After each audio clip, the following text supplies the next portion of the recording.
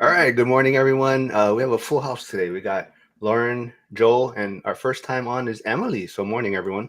Hello. Good Yeah, so morning. this, if you guys haven't and want to know more about Emily, our little discussion interview it was out yesterday. So, go check that out on my channel. But also today, we're gonna dig back into maybe Lauren's what she's working on and kind of building a brand for herself. So, Lauren, maybe you can fill Emily in kind of what you're working on right now, so we can kind of work on your branding a little bit. Yeah. So I bought a fiveplex that I'm turning into a boutique motel bowling alley. So the 5 units are already existing, and then I'm renovating those. And then the bowling alley and additional rooms above will be a new build. Wow. And hopefully, I feel like the boutique hotel aspect of it, I would want to duplicate, and maybe even the bowling alley. We'll see how it goes. But yeah, I think live in-person experiences will be huge in the future. And the community here is really excited about the bowling alley because it's I'm in Idaho, and so there's not a lot of indoor activities in the wintertime. They built a curling place here where it's like on ice in the winter, and it's become wildly popular because it's just something to do indoors, even though it's ice and people are falling on like their elbows. It's really hard. And but they're just so desperate for activities in the wintertime. So I feel like bowling is it'll be big. So is there no bowling right now in that town then? No, there's not. And what is like how much does it cost to build a bowling alley? To me that just seems like such a big undertaking. So we're doing a really small build. It's only going to be 5 lanes Okay. with like a bar, seating, and then we'll do something with like a smaller kitchen, like wood fire pizza. Or there's a new chicken shop here that is also gotten really popular. And so we were thinking of maybe having him come in and do the food. But yeah, it's going to be small. And one of my partners, his cousin is actually randomly the head of the like National Bowling Association.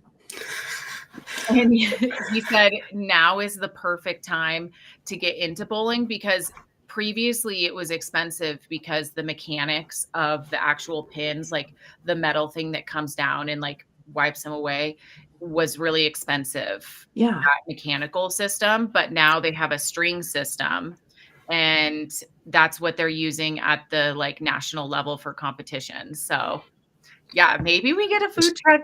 Exactly. That's where I was going to kind of go real quick. So, those of you just tuning in, if you haven't got a chance to see my interview with Emily, go check it out. But there is her YouTube channel and Instagram also. So, go follow and subscribe her. But quickly, Emily, maybe you can give a quick recap. Like you said, you talk fast. So maybe a quick spiel on who you are, where you invest, and what's all this wing talk. Okay.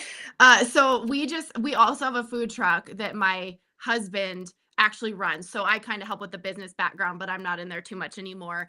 And his one of his childhood best friends started a wing business called Double Dubs, and it did really well. The sauces were amazing, and we wanted him to open one up. He had a couple that traveled throughout Wyoming, and we wanted him to open one where we were at. And he said it's too far, so we asked if we could build a franchise model. So we did the first franchise, and so you could probably also do a franchise of Double Dubs if you wanted to in there. Yeah. And it's great sauces. We've won the Buffalo Wing Festival for 4 years in a row for festival favorite.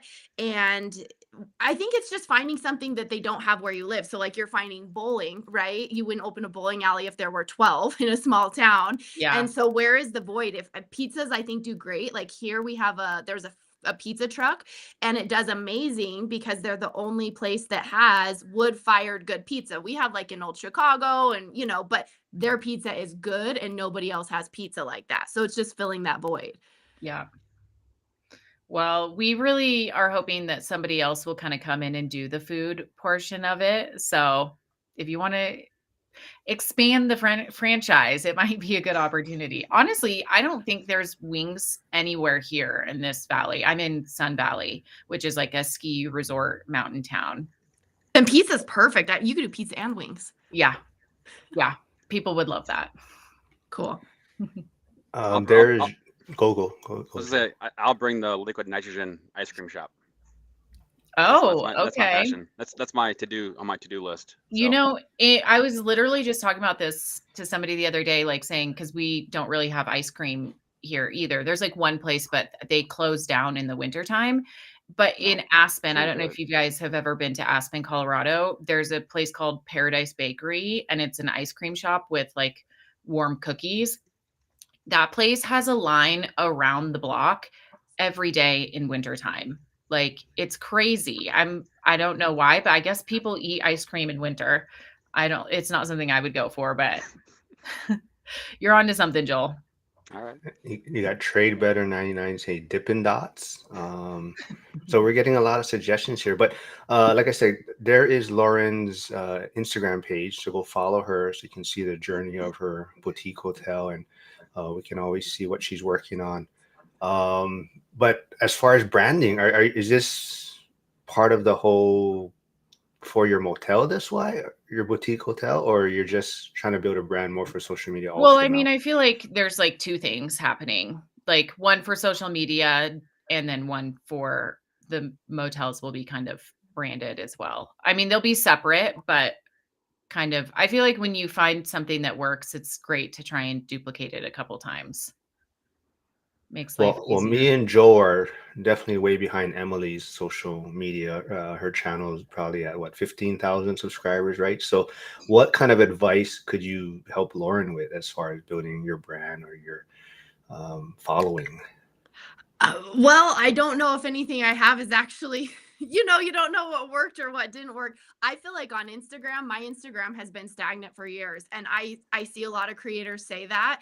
I don't know if once they started to try to charge and get you to pay to boost, I don't know if they're favoring people that are doing that. And so and again, it could just be my content's not exciting anybody, so I'm not growing anymore. But my Instagram's been stuck for about I'd say a year and a half.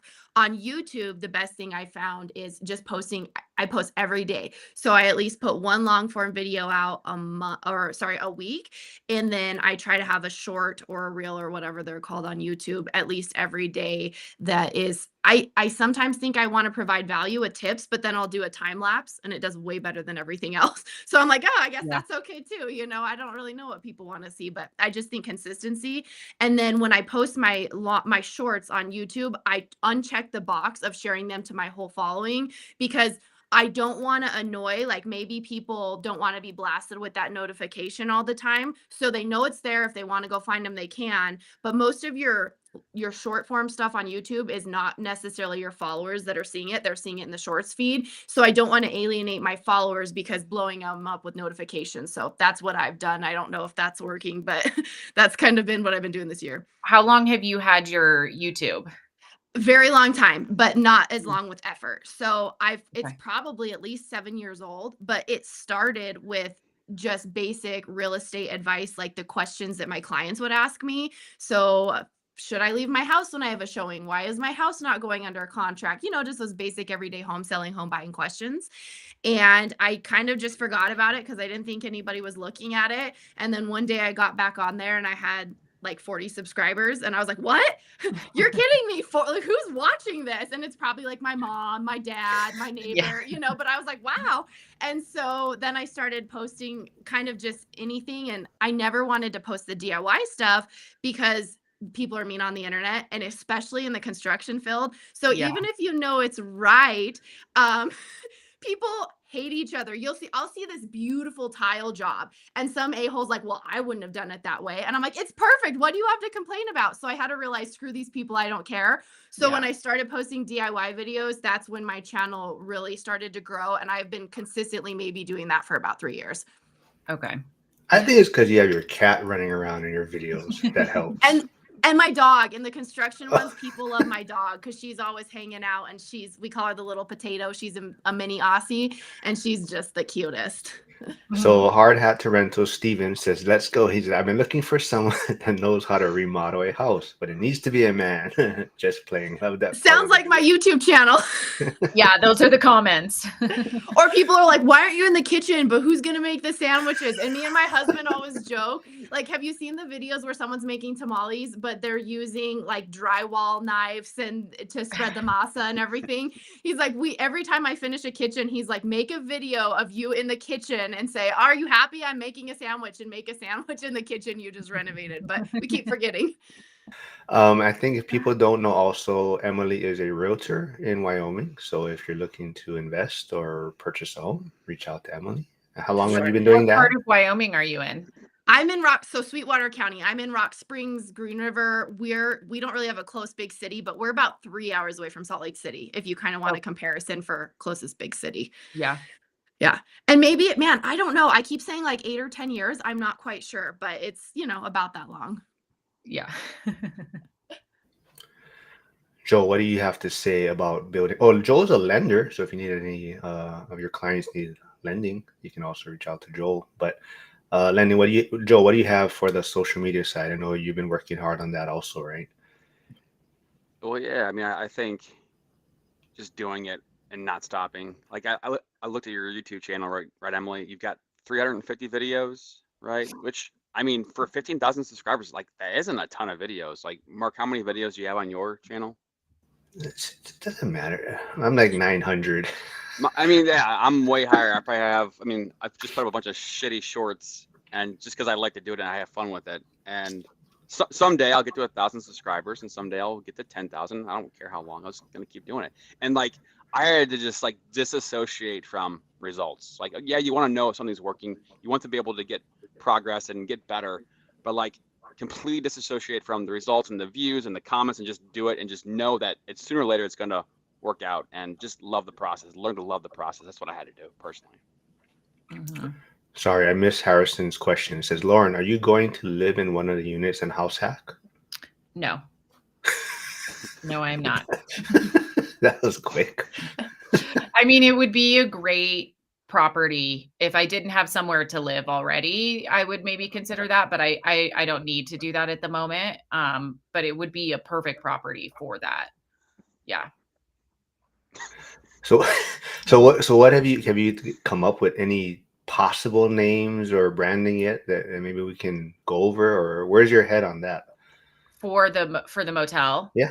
Schitt's Creek too. Okay, so the bowling alley name is going to be Lightning Strikes, because that's our LLC, and there's like, it's it has to do, there's like a little bit of a backstory here with that. So that'll be the bowling alley, but then the motel will be separate. So I don't know if it's like keep it in theme with that, or do something. I kind of wanted to do something that could maybe be duplicated in a way, like choose like the state bird or something and call it like the blue jay or something. I think that's what our state bird is. But then every time you do another one, you can name it something that's kind of similar but different. But then I was like, the blue jay or whatever our state bird is already the name of an affordable housing complex here. So I was like, okay, that's out. So, yeah, so I don't know. I'm open to ideas. Honestly, we are, we're not sure. We were going to name it. One of our friends here owned his family owned Catalina Island. And he was like, name it Little Catalina.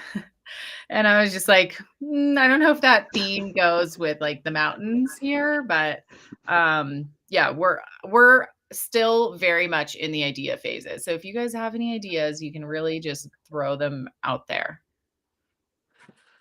Yasik says Cozy Clouds. That's his. I like the clouds part of that, like something to do with clouds, maybe kind of in theme with the lightning. So I think last time you were on, I don't remember, who were you on? Oh, you were Joe, right? Yeah. We're the only person I ever am on. But we were kind of discussing like each room being like part of your journey, right? Or your travels. Is that Oh yeah. possible or no? That's not Bali on the table. room, Yeah. horse farm room. Yeah, I think I kind of think that when people come here, they want a little bit the experience of the place. Like when you go to a place, you kind of want it to be the decor to be in the vibe of that place. So I don't know if people came here and they're like, why do I feel like I'm in India? I don't know how they would feel about that. I think So- you're underestimating the power of your brand, Lauren. Yeah, I think I would have to build my brand Roll the first. clock forward like 5 years and then just imagine. People are gonna come flock to your cozy clouds just to see your life's journey. Yeah, I'd have to post a lot about my travels. Yeah, it's gonna be great. Yeah, we lost Mark. No, sorry. Someone was calling early in the morning. I don't know who that was. They Oh. want to wake. I don't know what's going on. Let's see. Oh, there is a question for Emily. I just bought a single 3-1 and my budget is 20 to 25K rewiring the house. 10K paint, probably 3K, and moving the hot water heater, 2.5K maybe. The house is a little unlevel. I'm thinking about letting that ride because if I start leveling, everything's going to be messed up. What's your thoughts on this for a rental? So I think he's in Texas because I think he asked you to move to Texas for help, but I believe he's in Texas. Why is it unlevel? Do you know? Because so here we have everything on basements, and then we have joists. Almost everything's on a basement. I don't know about Texas. Are you on a slab? And is it just like you need to pour another layer of concrete or some leveler to get it leveler? Is it a structural thing? Is it just an old house? Can you answer that first? Okay, so Steven, if you're still there, can you throw that in the chat and we'll get back to that. Let's see. Lauren, are you near? I'm not going to even attempt that. But Coeur d'Alene. That's where I grew up, actually. Lake Coeur d'Alene is where I'm from. But no, I'm south. I'm closer to Boise. But also not that close. I'm like kind of right in the middle. This is really like a place that you go because we're nestled in the mountains. So, yeah. So are you more of a touristy ski area versus like a town that a lot of people live in? It's a little bit of both. There's like Sun Valley is the touristy ski area where a lot of people come for their vacation homes. And then like 15 minutes south is Haley, and that's where everybody lives. Okay. So, but it's all very connected. And is there a luxury expectation or what's the level? I'm just trying to think of finish and name and design and stuff like that. Yeah. So this, I think, would be less luxury. Like I Okay. would say it would almost be like more because the building itself right now is like a 1950s building. And so we're keeping a lot of that style and decor. So I feel like it's actually more of like, I don't want to use the word budget because it's still going to be really cute, but more affordable because there are 5-star hotels here that you could go to. So this is more for like somebody who would want to maybe stay for 2 weeks and they can't afford the $500 a night to stay at the nicer hotels. Okay. And what's there that you're leaning into as far as the design? I mean, I watched part of your walkthrough, but it was Yeah. kind of hard, like, is there kind of with the 50s, is there kind of mid-century stuff in there? Are you trying to go into the ski town lodgy feel, like design wise, which kind of way do you know if you're leaning in it? So I feel like there are details that are like 1950s, like the whole building, when you're in it, you're just like, yeah, this is 1950s. It's old. The flooring we're keeping and refinishing, which is like the pine wood Oh, cool. flooring.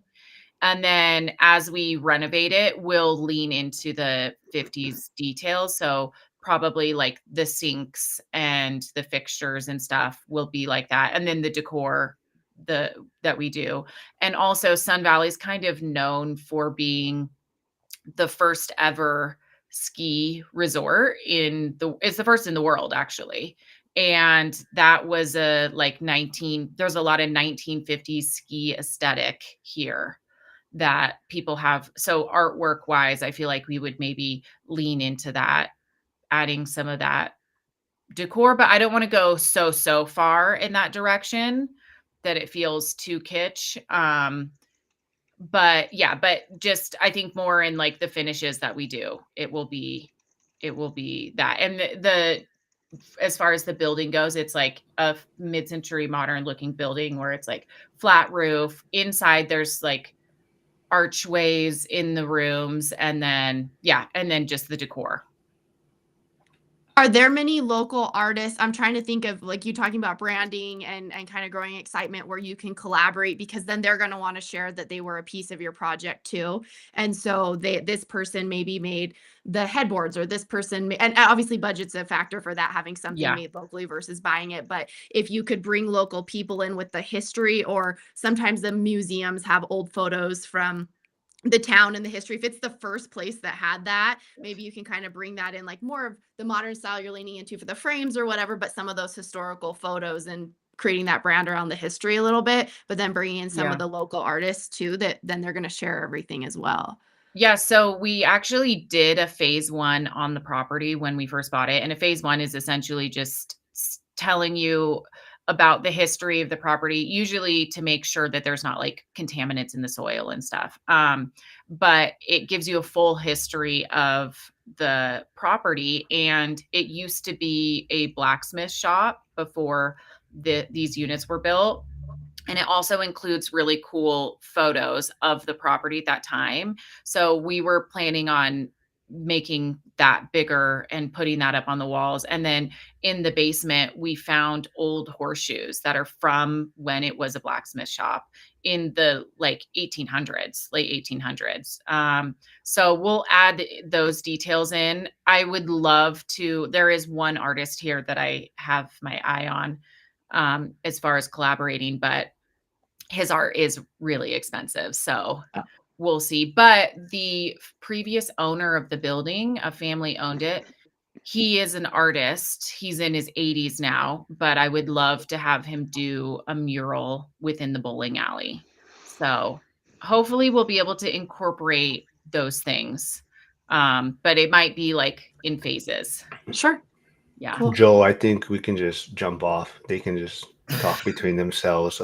Hi. They gotta have buffer lanes. We gotta guide them. We gotta guide them. It's okay. But let's see. Hard Hat Rentals did say, where did he put it?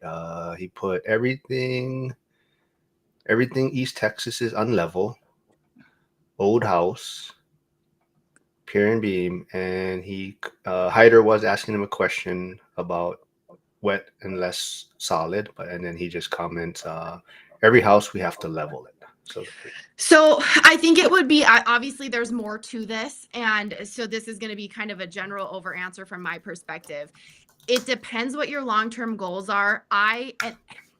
I always overdo every property I have, and that's not necessarily a good thing, because I think I buy and hold mostly long-term rentals, but I really fix them up. And I think if I had to sell any one of these at any time, or if I passed and my family who doesn't want to deal with this stuff had to offload them, I want everything to be easy to offload quickly. So my stuff's like super renovated. I have a friend who's an investor that I work with locally, and they're very successful, and they'll buy properties I wouldn't touch that are kind of like this. Structurally, they're fine, but it freaks buyers out. So an engineer will give you a cert that says, yeah, it moved. It's not moving anymore. You're okay. But when you walk through a house like this, it scares buyers.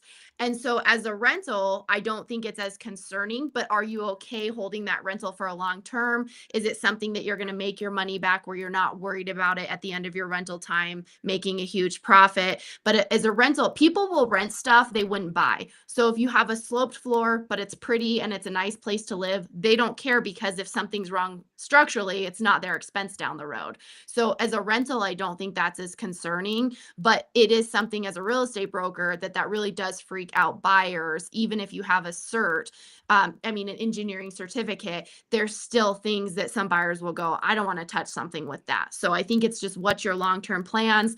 Or is it like, hey, I bought a $50,000 house. I'm going to make it a $110,000 house. It's not worth leveling the floor. I'm making it pretty. I'm renting it, but I'm not trying to make it the $250,000. I'm just making up numbers because I don't know what your numbers are. I'm not trying to make it the 250, 300 house to sell. I'm just trying to rent it and get my cash on cash return. So I think it kind of depends what your goals are for that property.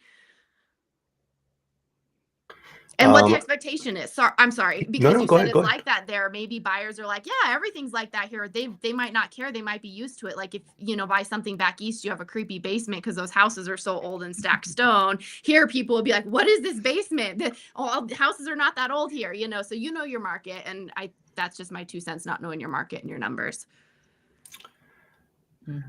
I do want to say good morning to Brandon, who's my Tuesday regular guest, B2R Investing. So there's his YouTube channel. So go check him out. You don't need to subscribe because he's catching up to me quickly. So, but no, but go subscribe. But he did say he's working on a video that's going to be coming out. It's going to be the 5 years of suck. Does it get better? Right. So on his YouTube? Yes. Okay. So there's his YouTube channel below. So go subscribe there.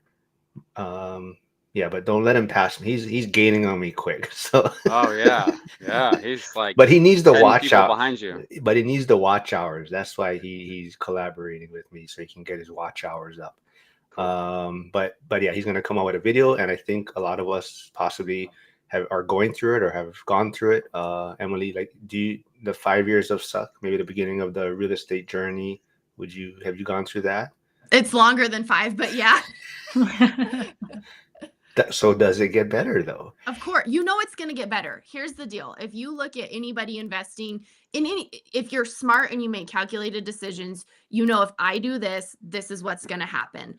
And so you just have to keep going when it's not happening, because there's all those, and everyone says this, right? The first couple are really slow, and then then it accelerates. You just have to keep going because, you just have to, you got to push through that. So, but it might be more than 5 years, but you'll get there.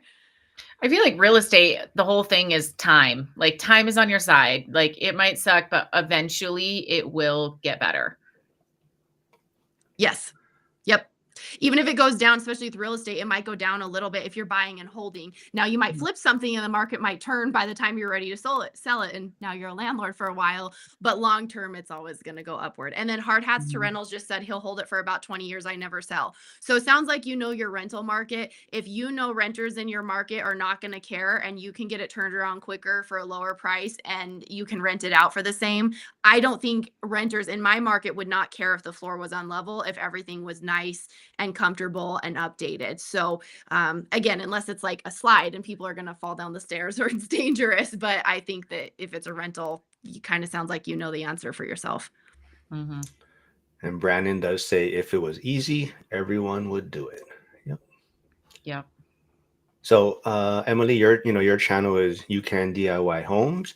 What does that really mean to you, and what do you want people to feel when they hear it? Oh man, I don't think it's that deep. I was just trying to make it more discoverable in search because it was my name. And I think that's hard for people to know what your page is about. And so I really like I want everyone to be able to invest. But when I would go on podcasts before, I would go on construction podcasts sometimes, and I talk about construction and I talk about real estate investing. And the follow-up was always people asking about how to get into real estate investing. And so I think there's this big piece of contractors or people in the trades that unless you work for a builder and you're an employee, which is pretty rare, you don't have a retirement, you don't have benefits, you don't have any of that. So you might be the best carpenter or tile guy, whatever in the world. But when you're done, you had to make enough to save something up. And so I wish more tradespeople would invest, and more contractor type people or handymen or anybody like that would go, man, they have the skills. So they could partner with somebody that had the money. I've heard of people doing flips where, okay, this person does all the work, this person's the money, and they partner in on something. There's so many opportunities for them to be able to invest and do something like that. And I just think that, especially if you're an independent contractor, whatever that may be, it might not even be a general contractor. It could be that you're a realtor, or if you're a mortgage broker and you own your own business versus working for somebody where you're like at a bank and you get benefits and all that. What's your plan? You can make all the money in the world, but if you don't save any of it, doesn't matter. So I don't think it was more than that, but I would love if more contractors would come over and start investing, because it should be the easiest for them skill set wise, and to use those skills to be putting them into their own properties too. Mm-hmm. All right, so it looks like you folks are getting some subscribers. Don't forget, there's Joel's channel also. So if you haven't subscribed there, go check out Joel's channel. And people are messaging me on the side. They said, "Where's Lauren's channel? How come she's not live on it right now?" Yeah. What, okay, so do you think that it is better, Emily, to or I guess all of you guys can answer this, to Just talk to her. Don't talk to us. to make it not your name, make it something that is more describing like what information you're putting out there? I don't know that I did this the best way, and I think you have to think about what you want your brand to be. So when I started, everything was my name. And then I had a internet friend, not a real life friend, reach out to me that kind of helped me a little bit on the internet side of it, and he had a big DIY channel. So I was really leaning in and I was getting advice on the DIY side, and I do think people are having a hard time finding it. And at that time I stopped doing the real estate content. I was only doing the DIY content. So to make that name change made sense. But then I even thought about changing everything over to that on all my socials, because I thought there should be consistency. And I do agree there. I think if people want to search from one to the other, it's easier for them to find you everywhere. Mhm. So that would be, you want to be discoverable. And so I wish everything was the same, but I don't want to make my Instagram the DIY stuff, because I think that's hard for investors. If I want to reach them, then they go, oh, this is a DIY channel. So I think just think about something and make it consistent. If you want your brand to be you, make it your name. If you have a brand or a company name you're trying to build, make it that. But I would just be consistent across everything. Mhm. Where did you learn to do DIY stuff? Were you in the trade? Like, did you grow up learning how to build?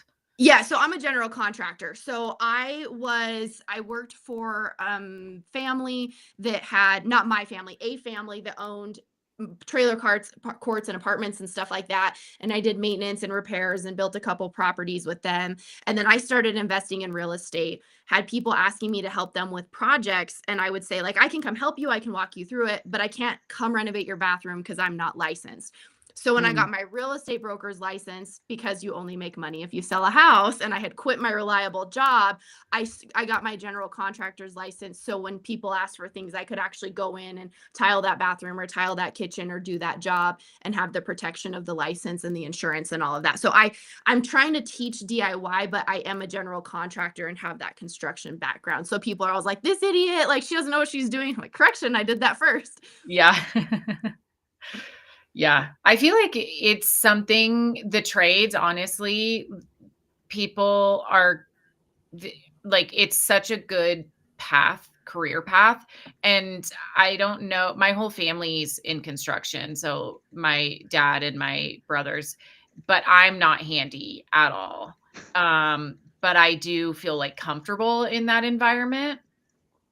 But I think that it's really one of the most intimidating things when you don't know anything. You're like, oh, I could hire this person, but I don't know if they're going to do a good job. And I wouldn't even know the questions to ask to like get into it. So I feel like it's like, if you can get some sort of internship, apprenticeship, learning, just getting comfortable with on the job stuff, it makes investing in real estate so much less intimidating.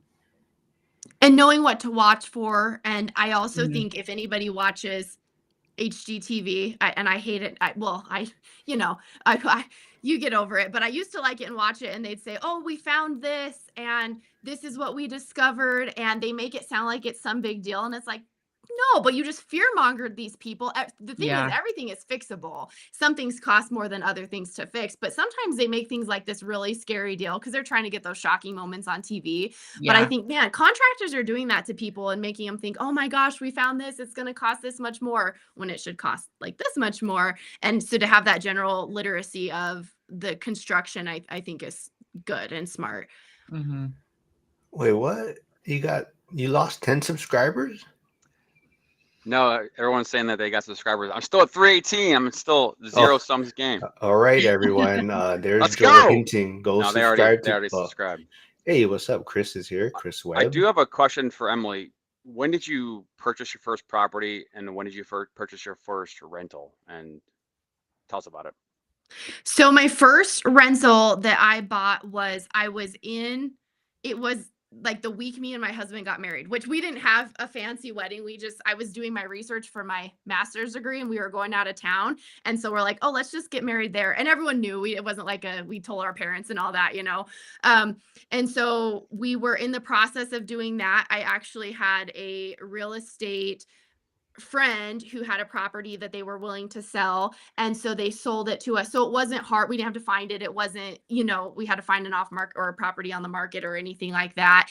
And I was in college, so I didn't live in the same town. We bought it, it was a rental, got a renter in there right away. And this is the hard part of getting your first one, and this as a lender.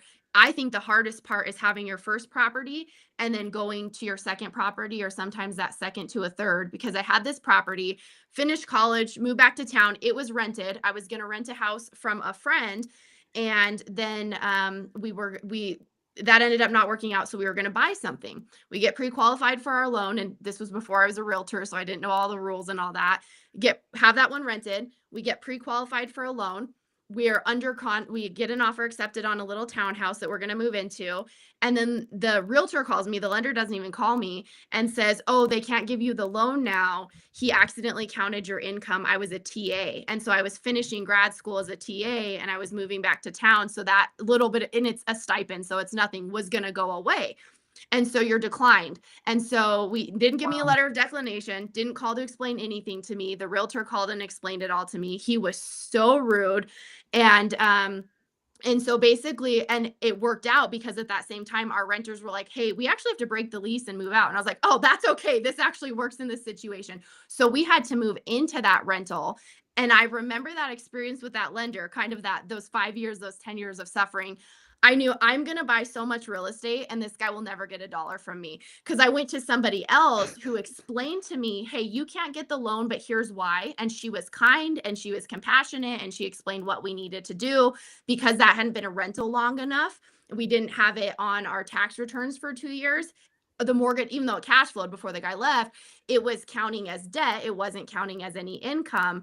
And so it all worked out okay. But in that time, it just felt like the end of the world. It was our first rental. Then we had to move into it, but then we had to save enough to buy the next one. And so that was our first one. And it just felt like it set us back so far, but we still have it. I think I bought it for $130. It's probably worth like a little under, like maybe $195, $200 now. And we've rented it, and rents have steadily gone up since then. So, but it was like the end of the world when you feel like you're stuck. Mm-hmm. Joel, are you like that? How long ago was that? What's that? Are you like that when you're working with your people? Like, sorry, you don't qualify. And then just peace out, hang up. No, Yeah, I don't fine. think I have it saved here, but like I said, I shared it the last time. Somebody in the community that talked with Joel, yeah. had a great message back to me saying, thanks for introducing me to Joel. He's a great lender, was patient, answered all the questions, wasn't trying to rush through him. So those of you out there, like I know a lot of you are reaching out to Joel. Joel just joined the school community also. So a lot of you are connecting with him there. Hint, hint to Lauren and Emily. The school community is available for you folks to join. And we're trying to get Lauren to come to Vegas also. I'm really warming up to it. I really am. One rental at a time event. So I'm not sure, Emily, if you're aware of the one rental at a time event in February. It's going to be the third, year 3 event for it. It's always Valentine's Day, or it's Valentine's Day weekend though. This year it just falls on President's Day weekend. So Monday's the holiday. Joel's going to be attending. A lot of people in the chat is going to be there. Hey, Monica's here. Hey, good morning. Thanks for tuning in. I had to move mountains to make that happen with the kiddos. So you'll figure it out. So I already got it figured out. Ready to go. So I'm putting you both out there. If you guys want to join us in Vegas for the one rental at a time event. Pace Morby is going to be speaking. Jason Hartman are the keynote speakers. It's going to be fun. Mark, did you go to the Pace Morby was just in Hawaii? I did not. I am in sub 2, just not my jam. But I saw he was here. There's a lot of people in that community. I'm in there. I'm part of it. It's just Yeah, I'm not too. I mean, I like knowing about the sub two stuff, but it's not my space I want to play in. Mhm. It Well, I scares wanna me go- a little bit. Yeah, I don't really fully understand it. I feel like you need, like, just like your experience with your original lender, like the most important thing in real estate is surrounding yourself with investor friendly people, like an investor friendly real estate agent, lender, people that can help you because you're doing things kind of outside the box. Like most people aren't buying a rental or a house and then immediately turning around and buying another one unless you're in that investor space. And the sub two is like a whole nother level of that, where you're like, you're an investor, but you're only doing creative financing. I feel like you would need a really great title company, attorney, team to make sure that you're doing it properly because it's so outside the box. And it's scary. I have a couple that does it locally that I always ask people questions about what are you doing or how does it work? And I'm like, okay, what if one of these people dies? What if, well, I don't know, so there's all these things that it works when it works until someone dies or, Until- that then I just think there's a lot of scary pieces in it. Yeah. Joel, I have a question for you. So you do mortgages? Can you do every state? Are there states you can't do? What do you offer and where? And can give us a bit on there. Yeah, well, I'll answer that in a couple different ways. Like when you were talking about, the contractor type of person profile, like getting like who has the experience that can walk a property, do one trade, and offload a couple things, and that type of person is now making more money after COVID. Those trades are making more money now by 50-60% than they were pre-COVID. So making more money, that skill set is rarer in this environment. So the ability to buy a I keep talking about 25-year-olds, right? If you're 25 years old and you can buy a property for 200K and maybe get a roommate, then you're planting a seed for, a future portfolio down the road. Buy the next one as a slight upgrade, 250, 300K, rinse and repeat. I always talk about on my channel, buy 4 properties in 8 years. Depending on the numbers, I always give the example of 150, 250, 350, 450 as an example. But that's a $3 million portfolio over 30 years by just knowing the blueprint, by knowing the game and knowing the trends. So you're going to have probably at least 4% appreciation per year. And it's easy to do in theory, but it's not easy in practicality. Like you said, I always talk about the second one is harder than the first one for the same reason you just outlined. The first one's hard, it's challenging, it's new, but DTI, we're going to get the cash from. Most people will sell their first property to have money for the down payment, etc.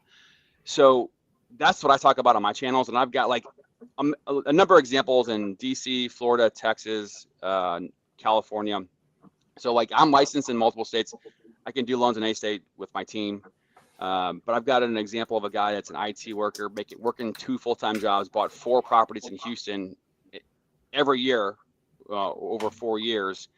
And he just retired, like done.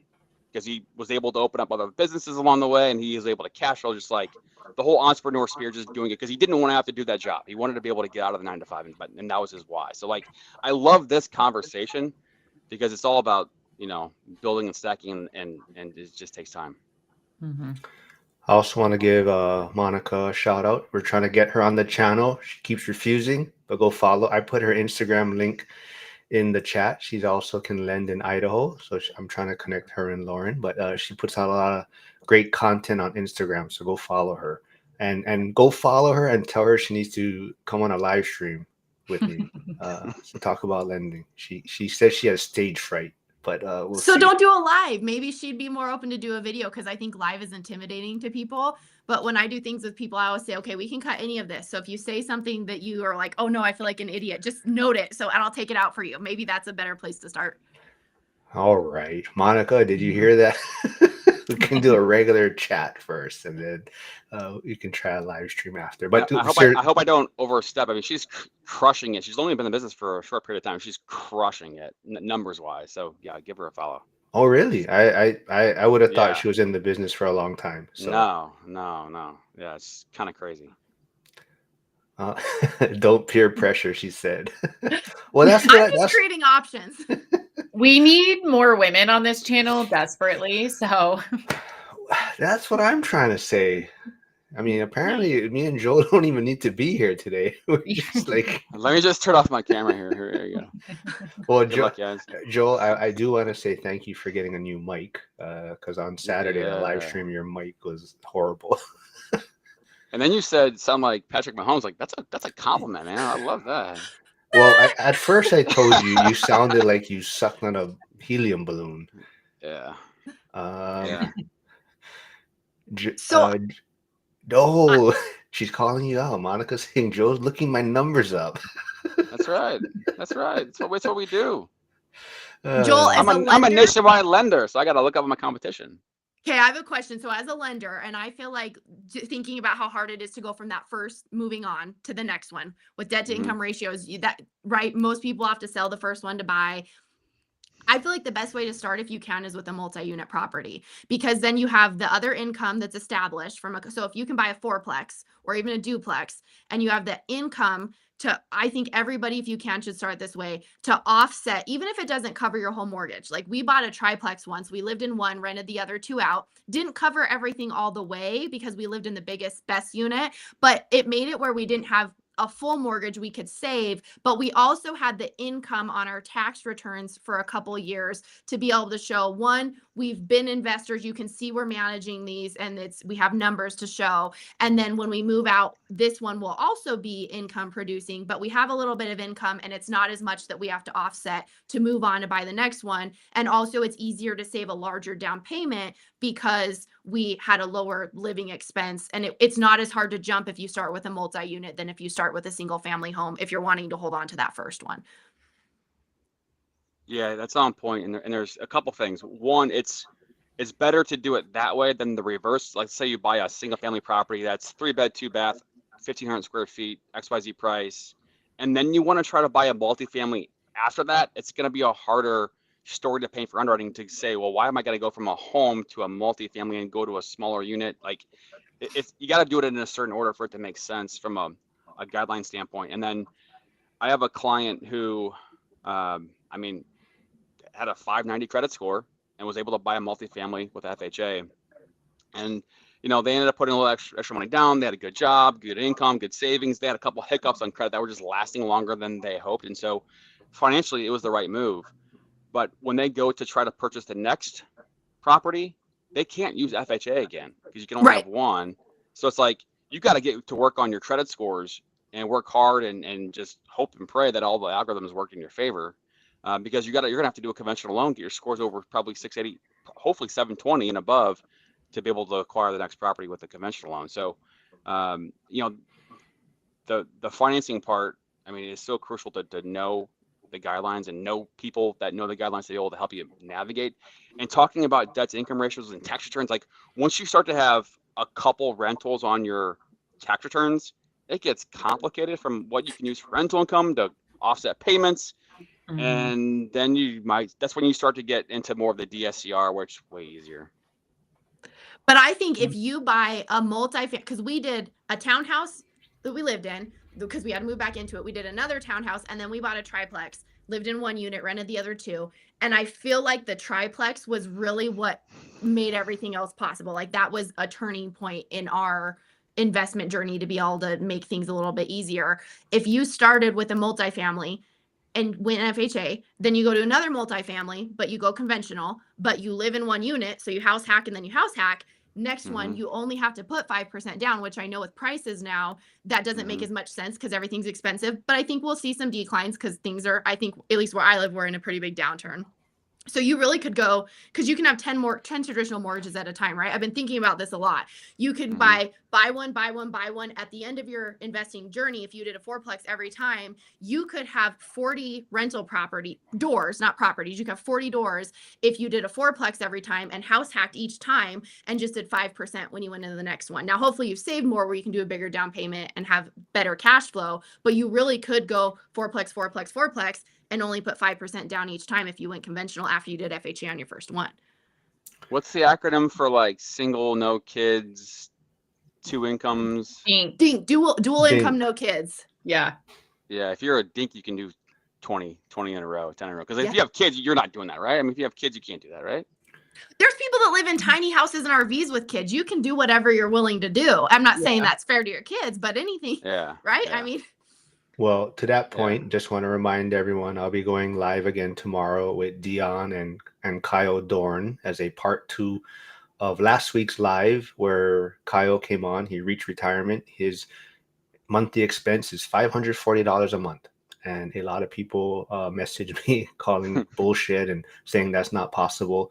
So tomorrow we're going to dig through his numbers, and he has the receipts, and he's going to show people how he's able to reach financial freedom because he kept the wheel small. He's not on the rat race. But that's tomorrow, 5:45 Hawaii time. I don't know what is that, 8:45 Pacific.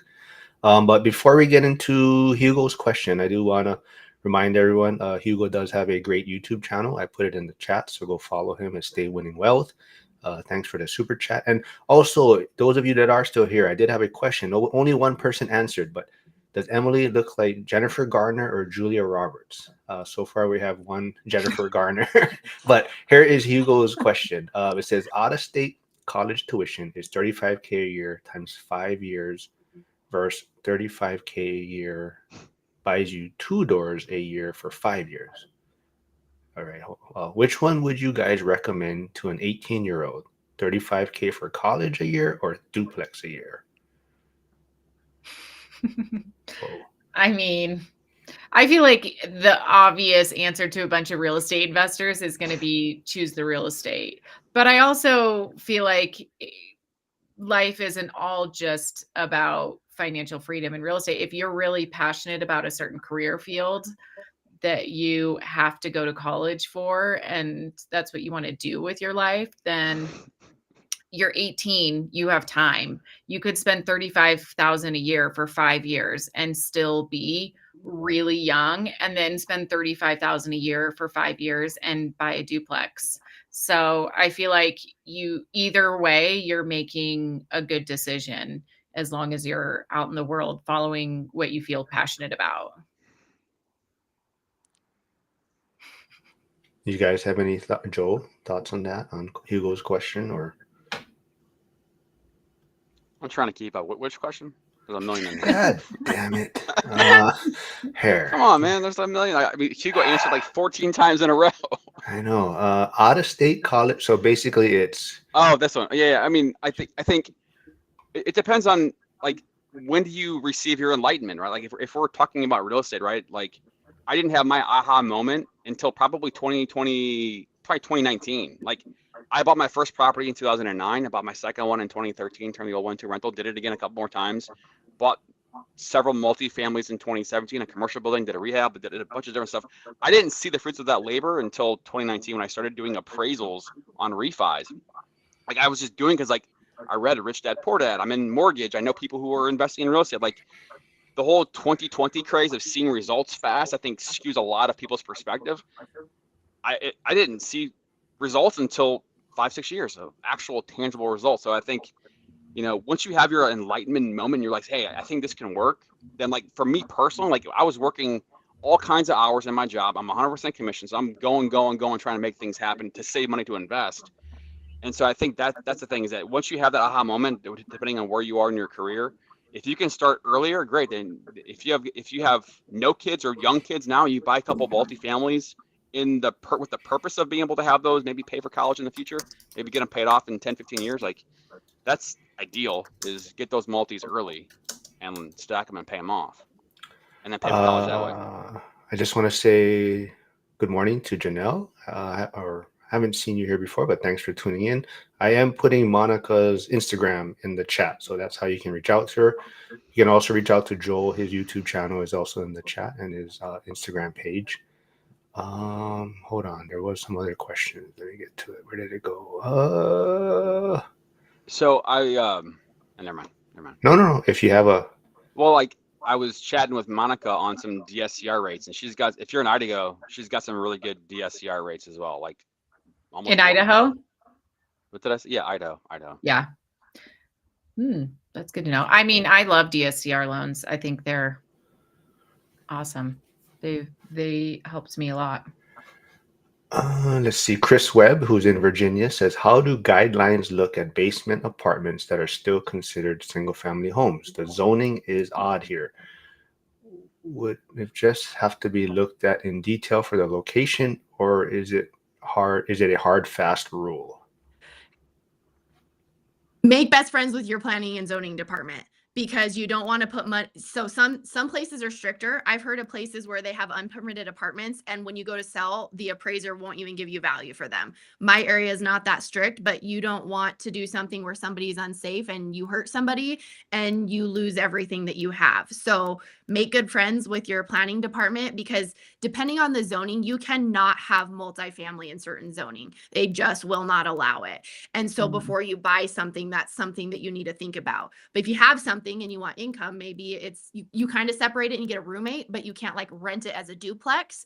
That might be something to think about. But there are zones that you cannot have multi-units, and then there's zones that you can have fourplexes, but you can't have a fiveplex because that's commercial. So just figure that out. And it is hard and fast, and they 100% can shut you down. So don't put money into it till you talk to your city. I also want to put Dylan, who was recently on Bigger Pockets Rookie. His YouTube channel is in the chat. He also just came out with a rental calculator. So go check that out on YouTube. There's Hyder's channel also in the chat. So go please subscribe to them. I do have a question for Dylan. You mentioned helping somebody get their scores up and financing. Are you able to provide more detail in the chat on what you did or helped or whatnot? Joel, there's another question I don't know if you saw, and it said, how many times have people not got approved or approved for 100K less due to student loan payments? So I didn't know if you saw that one. Oh yeah, I did see that from Stay Winning Pod, smoothest voice in crypto, by the way. Check out his YouTube. Yeah, I mean, student loans is a big thing. I mean, nowadays you can use an income-based repayment schedule to help. So like I've got somebody that's got 200K in student loans, but they have high income and their payments ginormous, but their income is fine, right? But the payments ginormous, right? But if you got somebody who's making $50,000 or $60,000 a year, maybe they're a teacher or some other field, and they've got a couple $100,000 of student loan debts. I mean, it's rough. However, when you do an income-based repayment schedule, you're going to be able to get a much lower payment, because for FHA, for example, we're using a 0.5%. Let's just say it's in deferment. We're using a 0.5% of the balance as a payment. On conventional, it's 1%. So if it's a $200,000 balance of student loans, you're using $2,000 as a qualifying hit on payments and DTI. So that's rough. But you can do an IBR, maybe get to a lower payment, which helps. But yeah, it is a problem, especially when you got the rising cost of schools going up, 200% in the last 10 years. So it's rough. I think a really important thing to talk about with the college thing too is you need to look. I was just talking to a girl whose son's going to go to school, and that question about tuition said out of state, and this lady was talking about out of state. And when I remember when I was graduating, kids are like, well, I have to go to an out of state college. No, you don't. If you need, so I feel like if you want to be a nurse, or you want to be an accountant, or you want to be something where you need a specific degree, get that degree and do that job. But when I was growing up, everyone just pushed college so hard. I mean, I had a semester of welding credit from high school when I should have just gone into the trades. And so you change your mind so many times, but there's so much pressure on kids to go to college. If you've done it, and you got to figure it out. But if you're taking on hundreds of thousands of dollars of student loan debt to be making $75,000 a year gross once you get out of school, you really need to think about, why am I getting this degree that I can't bounce out of? If you're going to be a doctor, I have a friend whose husband's a doctor, and he took student loans on, but okay, right? Like, it's going to balance out. But you really need to think about, do I really need to go to this school to get this degree? Or if I really want to go to college and get a degree, I went to a community college for 2 years, and then I did my second 2 years at a university in state, finished my master's degree there. Everyone you really need to think about that. And I think it's hard when you're 18, but if you're parents and you're walking your kids through it, really look at those ratios of the debt you're taking on at those interest rates to what job are you going to get with that when you're done. Mm-hmm. And going to an expensive out-of-state college, even if they are thinking at 18, this is what they want to do. I changed my degree like 3 times. So taking on that debt, like, I don't think I feel like we came from a time where everyone was being pushed to go to college, and the narrative really was, if you don't go to college, you won't have a degree and you won't get a good job. That narrative is so far gone now that I think you could easily go into a trade, or somebody looks at your resume and they see experience and it's interesting. It speaks to you as a person. They're more interested in that and hiring for that than what degree you have from an expensive out-of-state college. So I took on student loans and it was a huge mistake.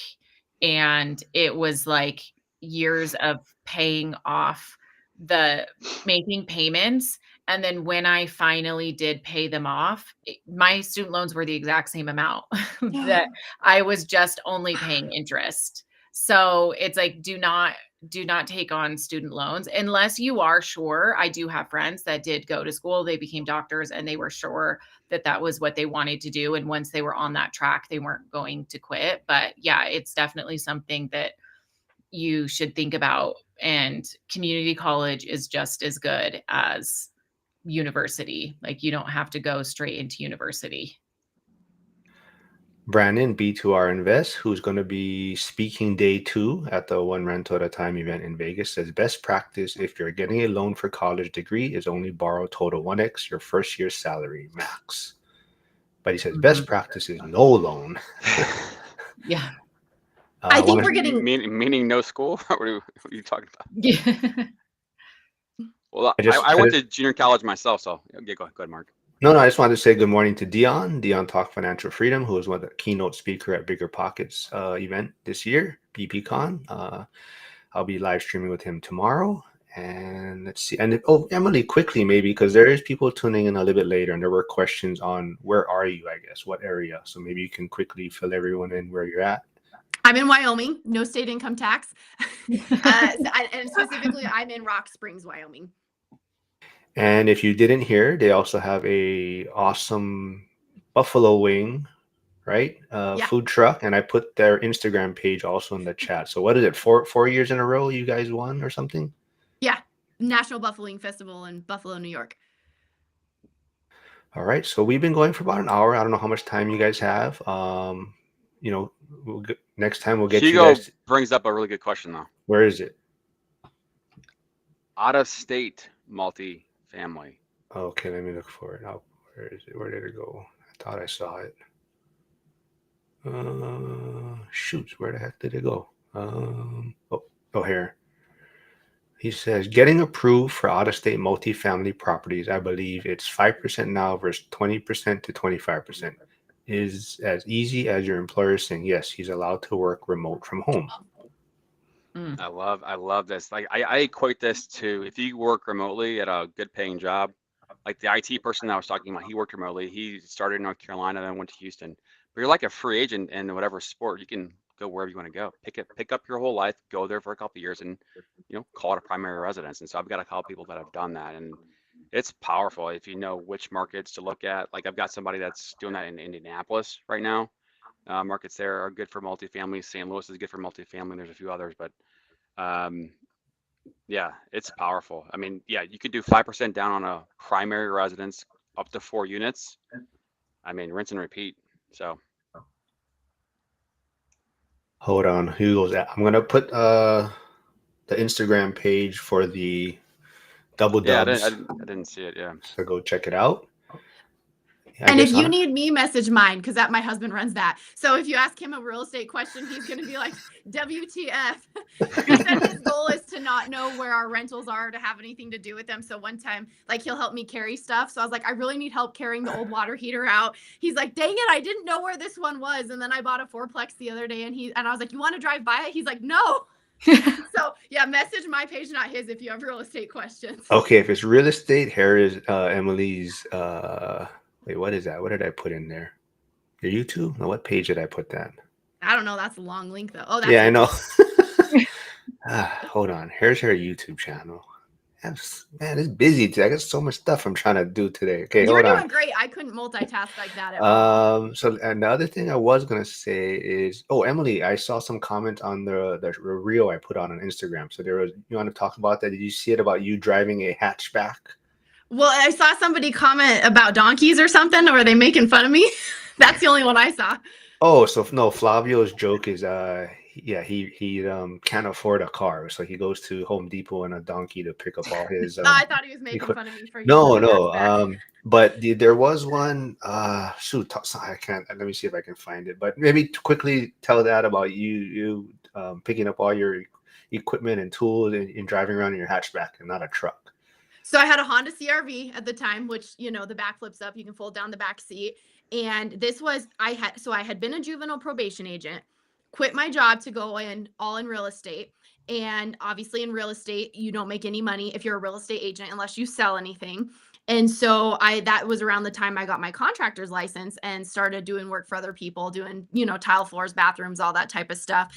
And I wanted to buy my next property. And so I was saving in every dollar. I was selling stuff on eBay. I was tiling bathrooms. I was doing accounting part-time during tax season. I mean, I was doing everything I possibly could because we had student loans too, and we were trying to pay those down. And at the same time, trying to save for the next property. And so I would fold the seat down, open my hatchback, put my tile saw in the back of the hatchback, go to my job site, load up all my tile, and my, you know, it'd be like squatting when you load it with tile. But I didn't want to buy a truck. I knew I could make it work for a while without a truck. And so I wanted to go as long as I could and not have that expense because I thought all this money that would be going towards a truck could be part of the down payment for the next property we buy. So finally I found a good deal on a used truck and it was like, oh, like just to be able to load stuff up that way and not have to, my husband's like, you're damaging the CRV because it's like scraping as it goes in. But I did that for a really long time and if I had to get a truck, I'd borrow one from my dad or from my friend. And it was a long time before I still have that truck to this day because I don't need a new one. So there's Emily's Instagram page in the chat. So go follow her there. And she said, if you need real estate questions, go message her there. But Ziegler Drywall and Painting commented, it says, yes, 4 years out of my Civic, looking to get a van this year. I saw, yeah. Oh, yeah. I did see that one. Yeah. Go follow him too. He's doing a lot of cool painting content and drywall repair and stuff like that. Cool trade page. And it's smart to save and wait as long as you can. But then there's a point in your business where I think that you're setting yourself back by not having the resources. So I waited until I felt like I had to have that to move forward. And me and my husband always say buying that truck was the best purchase we ever made, but we waited till the right time and found a good deal.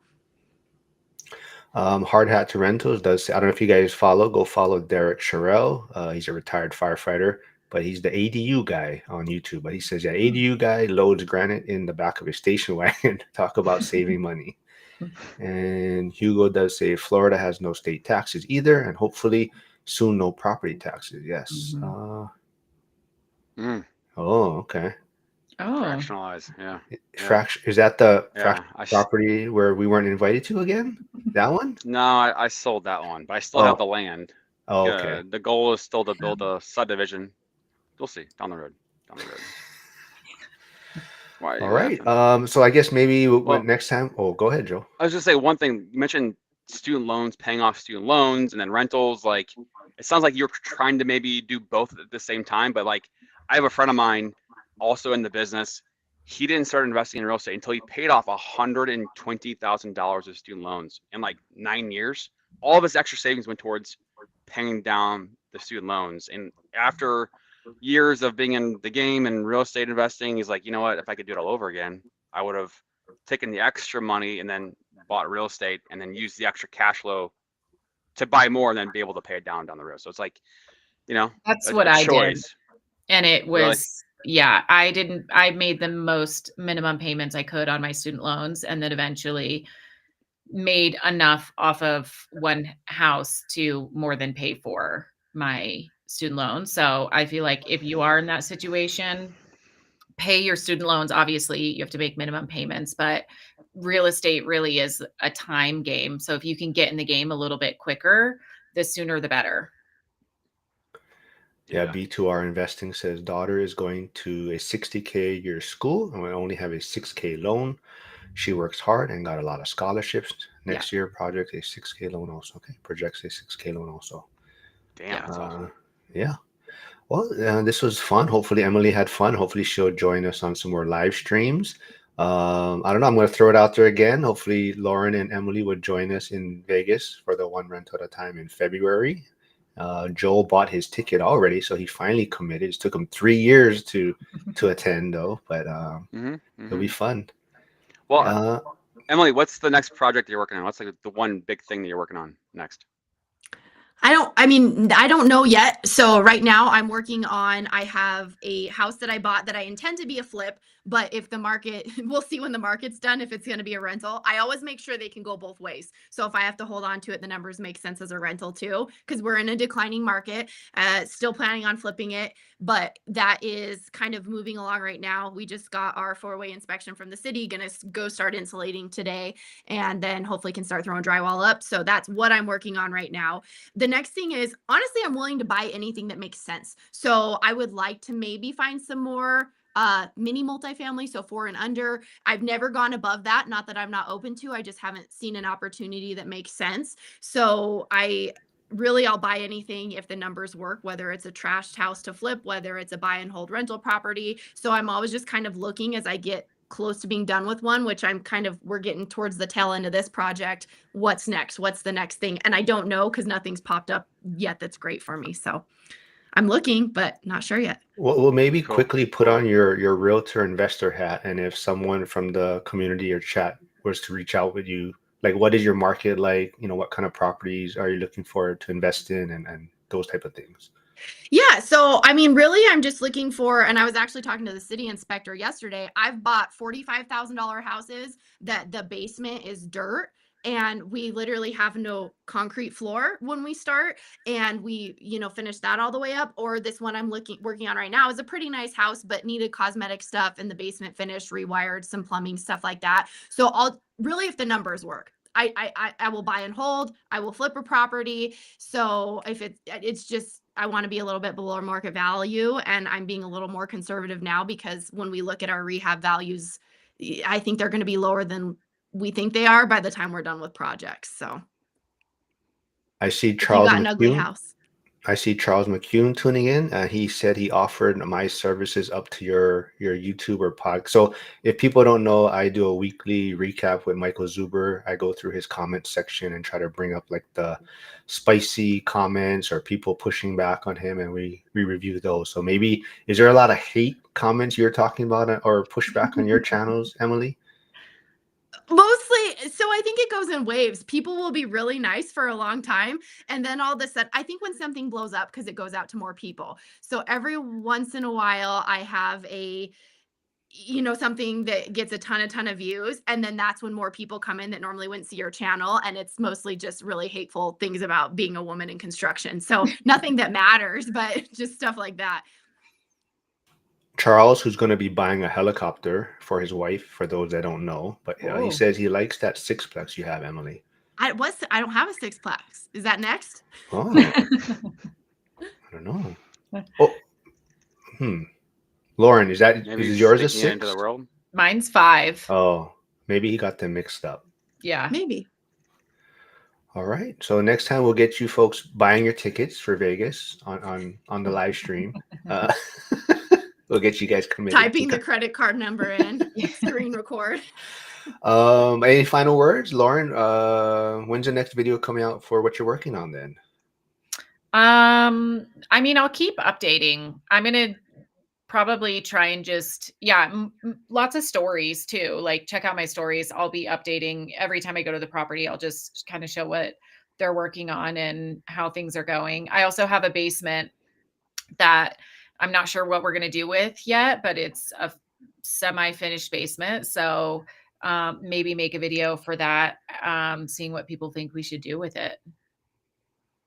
Emily, question for you. So because Lauren is so amazing at social media, putting the stories out there of the, day by day of the properties, and what about just throwing that actually as a post or a video on the feed as opposed to a story? If it's more raw, not polished, what are your thoughts on that? That way I it's there hardly- for a long time. Yeah, I don't really care about making my page pretty, but maybe, I mean, maybe I should. I mean, I think they say it should look consistent and all that, but I would just post it because if people want to see your story, not everybody's on social media every day and not everybody's going to see your stuff every day because I think it's harder to see, like we're not seeing each Yeah. other's posts. And so if you're posting day 1, day 2, or week 1, week 2, well, if it was a reel and they don't get on or a story and they don't get on for 2 or 3 days, they missed it. They didn't get to see it. So I would just post it. If you're just trying to grow it, you can always go back and delete stuff if you want to. I don't delete anything because I think it's nice for people to see, man, this is how bad my content was, or this is how like even my construction. I look back, if you go all the way back when I was first learning and just doing stuff in my own properties, my tile work was my own property, so it was okay. Horrible. But guess what? It still cash flows. It still makes money. It was waterproofed, right? It just was ugly tile because I didn't have the right tools. And it's still there. I'm never going to delete it because you can see the evolution and I think it's cool. So I would just post it, I post it and then make it a story, but don't only make it a story because then it's gone. Okay. All right. Well, Apparently, I'm glad I asked that question. apparently Brandon is telling me what our topic is going to be for next week, Tuesday. I guess we're going over lessons learned on each rental built so far. So for those of you who don't know, Brandon does build to rent in his area in Texas. So go check out his channel, but he's my weekly regular on Tuesdays for now. So that's what we're going to discuss, looks like. And Hyder did throw in the link for the One Rental at a Time event. It's going to be February 14th and 15th, Saturday, Sunday, a President's Day weekend. So if you can make it, I definitely recommend checking it out. It's a great place to network. And yes, Hard Hat to Rentals. Yes, Brandon is working on a book. And Brandon, like I mentioned, he's speaking day 2 at the event. And he's also going to be working on a book to come out. Emily, any final words from you then? Thanks for joining us your first time. Did you have fun? Yeah. It's nice to have another woman on. Loved that. Joe will just not show up next time. No, we love having you guys okay. too. That's okay. That's okay. All right. Everyone, stuff. like I said, I will be back tomorrow a little bit later, 8:45 a.m. Pacific, live streaming with Dion and Kyle Dorn, going through his expenses and receipts. So for those of you that were saying it was BS, but come check us out tomorrow. Everyone, thanks for tuning in.